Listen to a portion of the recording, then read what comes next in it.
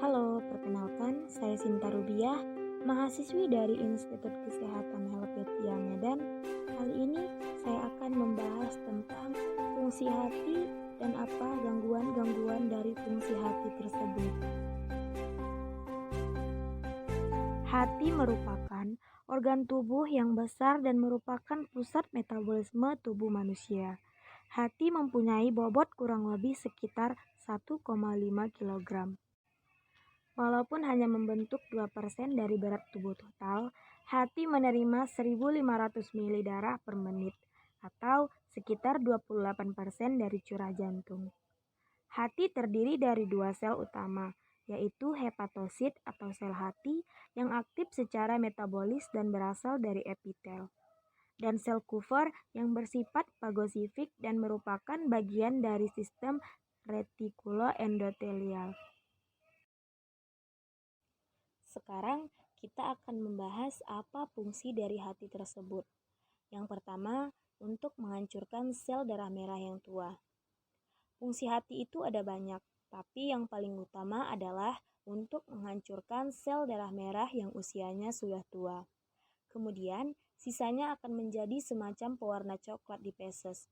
Jadi, kalau ada kelainan, tinja kita jadi pucat atau urin lebih gelap.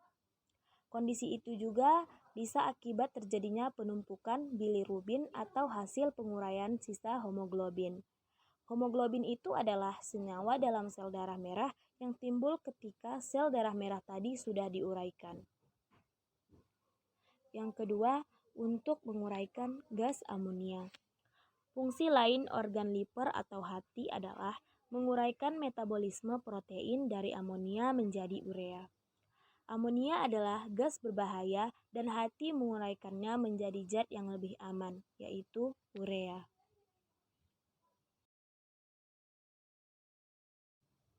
Yang ketiga, untuk memproduksi kolesterol. Organ hati juga berperan dalam memproduksi kolesterol dan trigliserida serta protein pembawanya agar bisa dialirkan ke dalam darah. Yang keempat, untuk memproduksi albumin. Hati memproduksi protein seperti albumin. Fungsi albumin adalah menjaga sirkulasi cairan dalam tubuh. Kalau ada masalah dalam fungsi hati, maka sirkulasi cairan dalam tubuh menjadi tidak baik.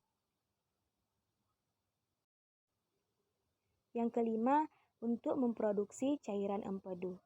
Manfaat organ hati berikutnya adalah membantu memproduksi cairan empedu. Cairan ini diperlukan dalam memproses makanan. Yang keenam, untuk menyimpan energi. Fungsi penting hati lainnya adalah menyimpan energi untuk tubuh dalam bentuk glikogen, lalu mengubahnya menjadi glukosa saat kadar glukosa darah rendah. Jadi, nantinya glukosa ini akan sebagai cadangan. Yang ketujuh, detoksifikasi. Hati memisahkan obat-obatan dan bahan kimia atau metabolit yang berpotensi merusak aliran darah, lalu mengubahnya sehingga dapat dikeluarkan ke empedu dan akhirnya lewat feses. Ada beberapa gangguan-gangguan pada fungsi hati. Yang pertama, hepatitis.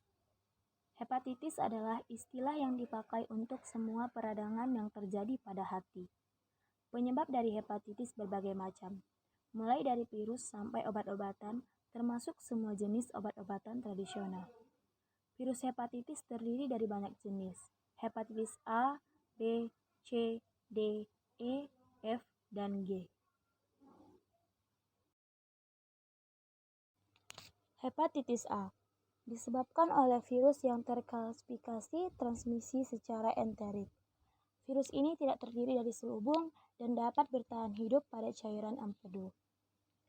Penularan virus hepatitis A dapat melalui makanan dan minuman yang terkontaminasi tinja penderita hepatitis A.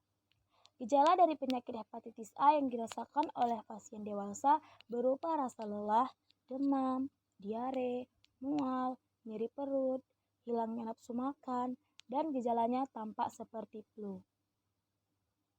Hepatitis B. Virus hepatitis B merupakan DNA virus atau HepDNA virus. Virus ini paling sering dijumpai di seluruh dunia. Hepatitis B ditandai dengan peradangan kronik pada hati dan berlangsung selama beberapa minggu sampai beberapa bulan setelah terjadi infeksi akut. Karena berlangsung sangat lama, penyakit ini dapat bersifat persisten. Penularannya melalui darah atau jarum suntik, tato, tindi, akupuntur, dan transfusi darah. Gejala yang ditunjukkan oleh penyakit ini adalah seperti lemah, lesu, sakit otot, mual, dan muntah.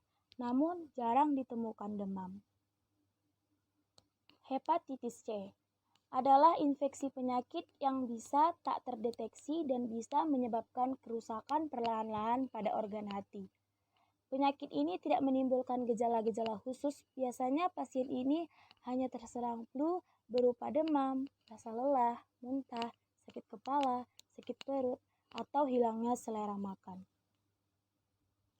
Hepatitis D ditandai dengan terdapatnya virus Delta dan merupakan virus yang unik, yakni virus RNA yang tidak lengkap. Virus ini memerlukan keberadaan virus hepatitis B untuk ekspresi dan patogenitasnya. Gejala yang dirasakan bervariasi dan dapat dirasakan sebagai gejala yang ringan atau sangat progresif. Hepatitis E merupakan penyakit yang dapat sembuh dengan sendirinya kecuali terjadi pada saat kehamilan pada trimester 3, sehingga dapat menyebabkan kematian. Gejalanya mirip dengan hepatitis A. Air yang terkontaminasi feses merupakan penularan dari hepatitis ini.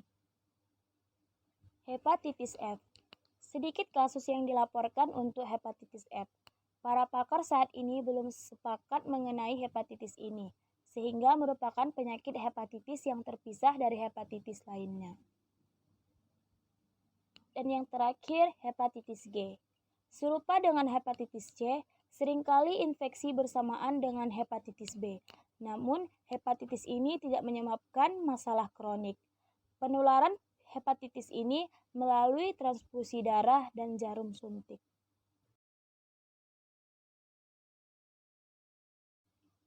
Yang kedua, sirosis hati. Sirosis hati adalah suatu penyakit di mana sirkulasi mikro, anatomi pembuluh darah besar, dan seluruh sistem arsitektur hati mengalami perubahan menjadi tidak teratur dan terjadi jaringan ikat di sekitar parenkim hati yang mengalami regenerasi.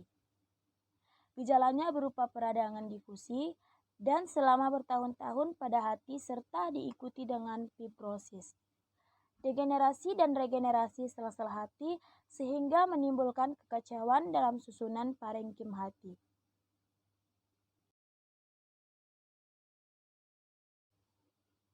Yang ketiga, kanker hati. Kanker pada hati yang banyak terjadi yaitu hepatoselular karsinoma, yang merupakan komplikasi dari hepatitis kronis yang serius, terutama karena virus hepatitis B, C, dan hemochromatosis. Yang keempat, perlemakan hati. Terjadi penimbunan lemak yang melebihi berat hati sebesar 5% atau yang mengenai lebih dari separuh jaringan sel hati. Alkohol merupakan salah satu penyebab dari sirosis hati. Yang kelima, kolestatis dan jaundice. Kegagalan produksi atau pengeluaran empedu merupakan definisi dari kolestatis. Kolestatis dapat menyebabkan gagalnya menyerap lemak, vitamin, dan juga terjadi penumpukan asam empedu, bilirubin, dan kolesterol di hati. Jaundice adalah kelebihan bilirubin dalam sirkulasi aliran darah dan permukaan pigmen empedu pada kulit, membran mukosa, dan bola mata. Yang keenam, hemochromatosis. Hemochromatosis adalah keadaan kelainan metabolisme besi. Biasanya ditandai dengan adanya pengendapan besi dalam jaringan. Penyakit ini bersifat genetik atau keturunan. Dan yang terakhir, abses hati. Abses hati disebabkan oleh infeksi bakteri atau amoeba. Abses hati berkembang dengan baik dan cepat sehingga menimbulkan gejala demam dan menggigil.